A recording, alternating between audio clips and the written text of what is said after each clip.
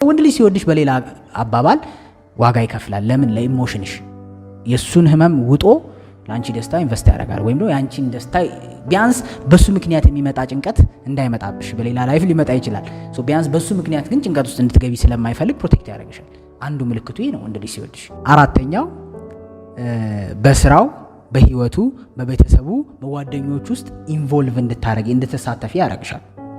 ለቁም ነገር የሚያስብሽ ከሆነና የሚወድሽ ከሆነ ወንድ ልጅ በባህሪው ሎጂካልም ስለሆነ ነገሮች ኮንሲኩዌንስ እንዳላቸውም ስለሚያቅ ቀጣይነት ካላቸው ግዴታ መሆናቸውንም ስለሚረዳ ህይወት ውስጥ ይከትሻል።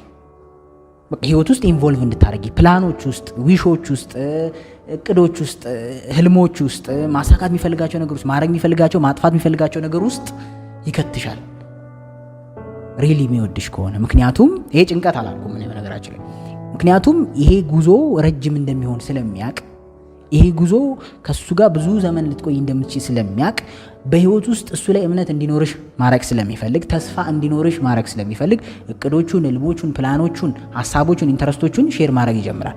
ኢንቮልቭ እንድታረጊ ያደርጋል። ፋሚሊ ውስጥ ኢንቮልቭ እንድታረጊ ሊያደርግ ይችላል። የራሱ ፋሚሊ ውስጥ ብዙ ጊዜ እንደውም እንዳባባል የምትባባል